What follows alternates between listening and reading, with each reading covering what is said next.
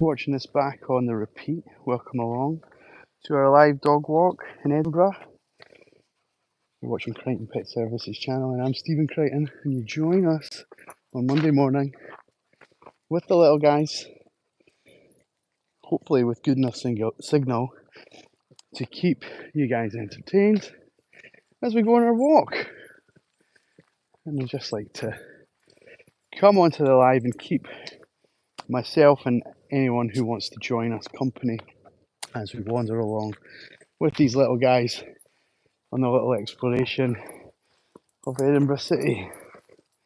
And we're hiding away in the deep dark woods of a very nice location. Hopefully at some point I'll be able to show you further afield a little bit more about where we are. But for the next sort of 5 minutes or so, we're down in this kind of terrain on the path. And yeah, I think we'll do a little bit of chat about the dogs and a little bit of chat about the weekend, and hopefully nothing too significant happens along the way. But let me tell you how this day started. I'm going to flip the camera around a little bit. We started off this session with a complete and utter panic on my part because we got out of the van, and I'm very meticulous about the way that we do things. Got everyone out, loaded up my equipment, got sorted, and then realised, hey, I can't find my van keys. And I mean, we are just driven to the location, right? So it's not like we've not yet set off or we're not yet doing something. I'm genuinely like stressed because they're not where I would normally put them whilst I was getting ready. And it took like 10 minutes for me to realise that they were in my pocket but not in my pocket. It's not going to make sense. But they were like sort of half hanging out my pocket. So when I was putting my hand into my pocket to check them, I just couldn't tell that they were there. So yeah, so we've had a stressful beginning to our little session today, or at least I have. These guys were actually quite good. I just hooked them up onto the leads and hooked them to the side of the van, and they were quite happy to just wait, and they were a bit perplexed. It was like, what's the delay? What's going on here? And the delay was all me. So I feel now that we're like behind the curve. That I've not got off to a good start, so everything else is different, but that's just me, I suppose. I think if you're one of these people who have like a particular way of doing your morning routine and things have to go in a set place and all this kind of thing, then you're very like me. And when I couldn't find my keys, honestly, I didn't know what to do. I felt like I'd like lost my mind. Excuse me, while Ruby is just about to poo, I think. So I'm going to set up that, yeah, right on cue. Right on cue. I'm going to set up the camera so you guys can see the rest of the gang. And hopefully you can still hear me. I'm still here. I'm just going to, duty calls, I'm just going to work away here just now. I see there's been a message come in there. Or a couple. I can't actually read them from where I'm stood, but I'll read them in 10 seconds, guys. So just bear with me whilst I make sure no one gets their shoes dirty. Right, that's sorted. Well done, guys. Good. Who do we have this morning? Tilly.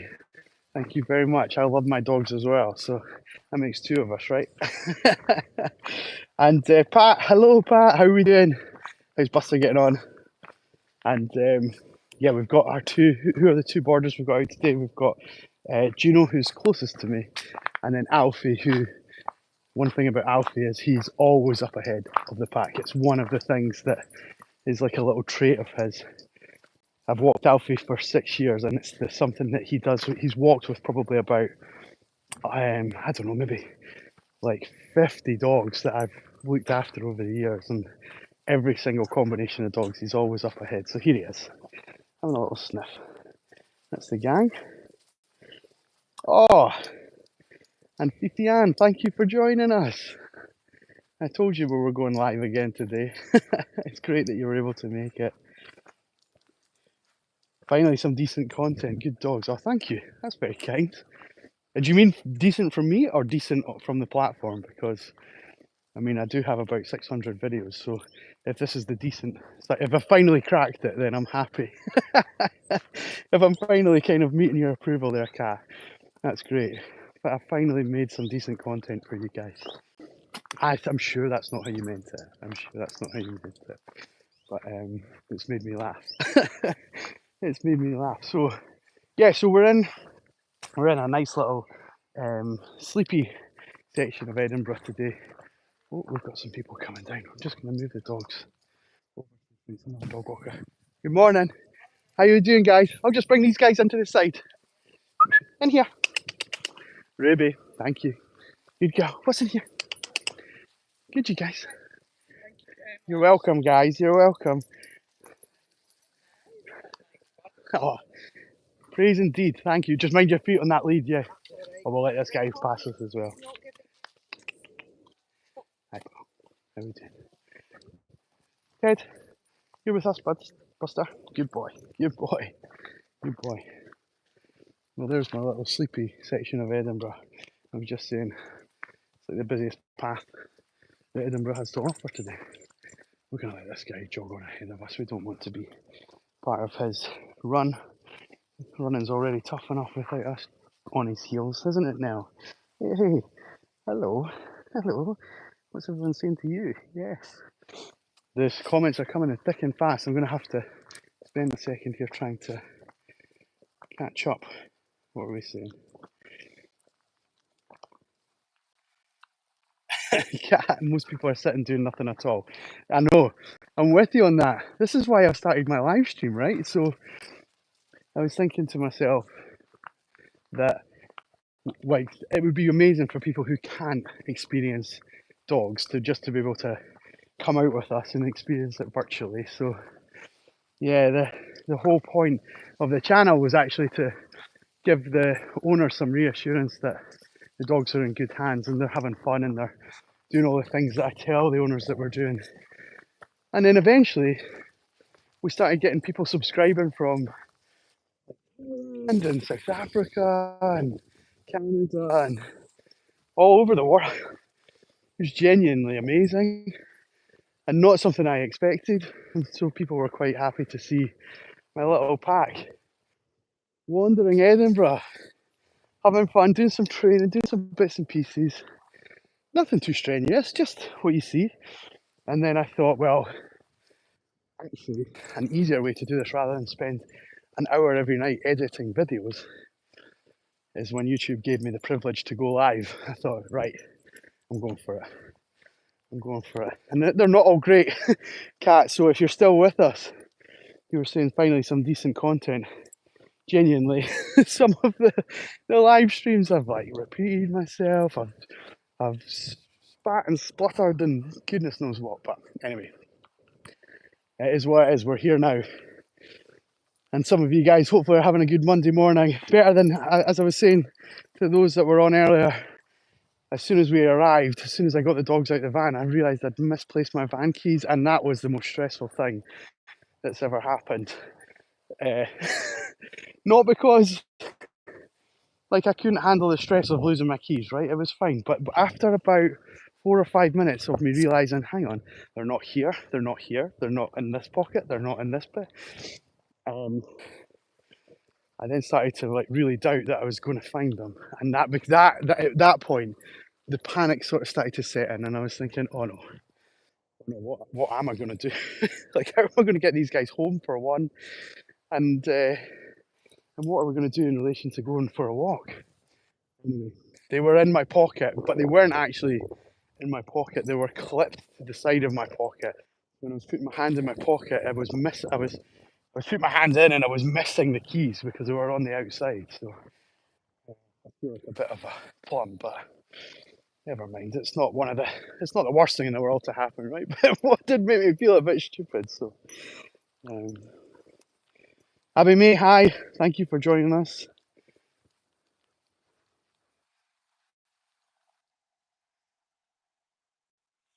So I'm just catching up on some of the comments here. You think, oh, Pat, you think that one of the reasons that Buster's made it to 17 is because of all the nice walks he had when he was young? I mean, I'm with you on that. You need to kind of give them the best possible life ever. I will say this, Pat, the reason I started my business, the dog that I had, I better phrase this properly because in case it ever got back to it, it was my ex-partner's dog, but she inspired me to start the business. She lived to the grand old age of 18. She was deaf teeth, but she was the most amazing dog ever. So emotionally in tune with me and my ex-partner at the time, and the dog was just fantastic. And yeah, the whole sort of ethos around giving these guys as good fun as possible was to just in some way, shape, or form try and replicate the amazing life that little Scruffy had, and try and just try and just give back a little bit, I suppose, because there are a couple of things that I won't talk about on here because they're just a bit too private. But Scruffy had been there for me in times of need, shall we say, and yeah, and then a few years later, it inspired me to start the business. So yeah, I'm with you on that, Pat. You need to give them the best possible quality while they're young and while they can appreciate it. Because at some point they start to slow down and struggle a little bit, and the hour walk is now 40 minutes, and then that drops down to 20, and then that kind of thing. But if you can give them the best of what they have, and it's the little time that they have, I'm all for it. I'm all for it.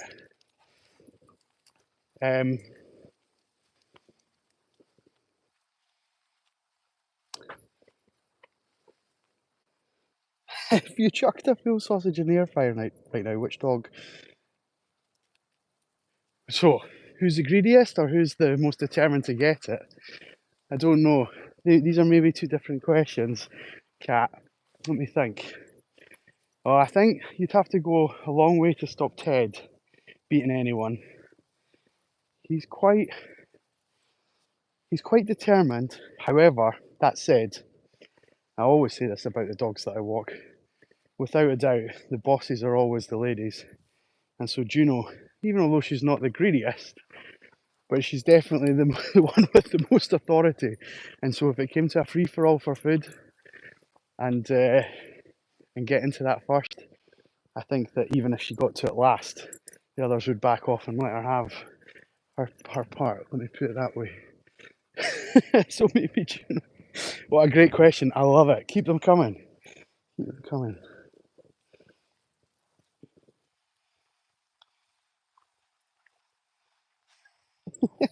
Juno has the cold eyes of a desk. What's it mean? Yes, I'm with you. I'm with you. Right.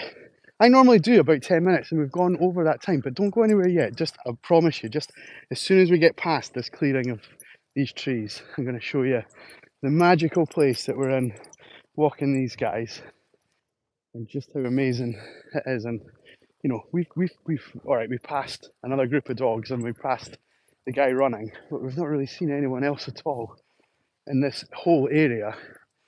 It really was a fluke that we bumped into those people. But as soon as we get into the shot of past these trees, you'll see why we come here. You'll see why it is so good for everyone to come and enjoy this kind of terrain. This way, guys. You okay, Rua? You alright, sweetie? Scratching your leg. Yeah, so, I don't know, 1 more minute's time. And it's definitely worth the view. I'm going to make sure, I'm going to try and angle the camera away from what's on the right hand side of the screen. Just until I get into a position to show you it in all its glory. But yeah, I'll try my best to do that. I don't know, you've got about another minute, guys, I think, based on the speed that I'm walking at. So try and think of another great question, like the sausage question, to ask before. Give me something to talk about. Good boy, Ted. Good boy. Good boy. Here we go. We're just about in sight of it. Ted, we're going to go this way, buddy. This way. Good boy. Good boy. Will I get a selfie of this view? Here we go. There we go. It's not actually Edinburgh Castle, but it's one of the castles in Edinburgh. You don't want to see me, right? There it is, in all its splendour. And yeah, I think the area here is part of the national, what do you call it? National Heritage? National Trust? This way. Ted. Good boy. Good boy. Good, you guys. Good. Yeah, so it's all kind of protected, or I don't know the right term for it, but essentially this isn't going to become houses, put it that way. So it's a fantastic place for us to walk the dogs. And if you're not from Scotland, let me just say that you can actually walk dogs freely off the lead, assuming that certain control is had over the dogs. So they have to be under what's called close control, especially around any livestock or cattle. And that means that they have to be able to walk within 2 meters of you. So at the moment, Ted and Alfie up ahead here, and Juno and Barney, they're probably about 3.5 meters away from me, just to give you the perspective of the camera. Let me paste that out. 1, 2, yeah, about 3, maybe 4. But if needs be, I'm sure I can get them to walk within 2 meters. So if anyone was ever to assess it to that significance. But the point is that they're not off sprinting around, causing mayhem, chasing each other, causing problems for people that don't want dogs in their life. You're causing problems for me if you're rolling in something that you shouldn't be, buddy. I hope this is just a bit of a scratch and not something nasty under there. Let me see. Looks harmless enough. Looks harmless enough. So there we go. How are they so good off the lead? Cat, honestly, we work really hard at trying to get them to this stage. If I'm being perfectly honest, I think the likes of Ed, they've probably done in excess of like 1,000 hours with me. You know, when they get an hour a day, you think about what that actually means in terms of the number of days in the year and the amount of time that they're actually, you know, they maybe not needed to be walked every single day by me and things like that. So actually 1,000 hours is a really significant amount. Some of the rest are not quite as much as that, but they're not a million miles away from it. They're all in that kind of ballpark. So yeah, we work hard to try and get them to this stage. And actually, that's a really good point, because we talk about this on the channel and on my more long content sort of stuff. I hate plugging it, but if you guys want to go and subscribe to the channel, there's about 600 videos, and some of them are just these walks like this, and I'm showing the owners like how the walks have got on. But some of it's actually sort of educational and showing you how things work and how I get the dogs to do what I need them to do and all that kind of thing. And it's not straightforward, right? It's not a I mean, it might look easy just now, but you're maybe feeling a bit seasick with the amount of times I'm spinning around on the camera, just checking they're all there and all this kind of thing. But we just, in a nutshell, yes, Nell, I see you. In a nutshell, oh, Barney and Nell want a little play. We reward the behaviour we want to see. So when we see good behaviour, the dogs are rewarded for it, and when we see behaviour that we don't want to see, then we take action to improve that. And part of that is, like, you maybe heard the term positive reinforcement. It's used wrong so often, but not to be patronising. I'm sure you guys will all know what it means, but just in case anyone's watching it's a little bit unsure about it. So the word positive in positive reinforcement doesn't mean being nice. It's not about having an upbeat attitude or being sort of good to the dogs. It just means it's like positive in the sense of like the plus sign.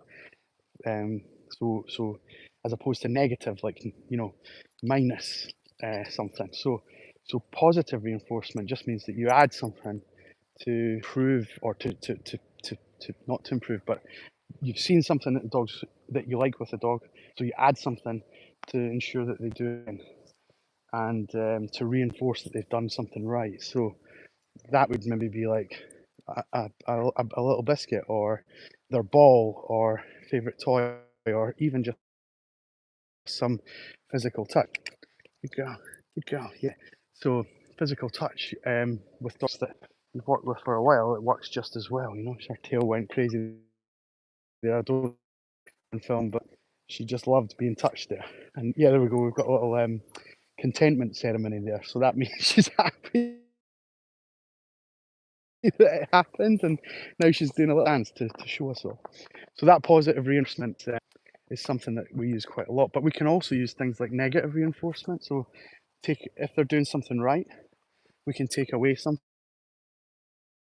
to keep them doing it. So if I've got one of the dogs on the lead, for example, that's a great example to explain a difference. So if I've got one of the dogs on the lead and they're walking really well and even really perfectly, then I can really take the lead away from them and in the hope that they're going to continue that good behaviour. And that would be classed as negative reinforcement. So it might sound as if negative would be something to, like, I don't know, punish the dog or upset the dog or be nasty or not be a very nice character. It's nothing to do with that at all. It's just about the addition and the subtraction of things that will improve or change the dog's behaviour. And so we do a lot. Oh no, we're losing. Oh no, we're losing the connection.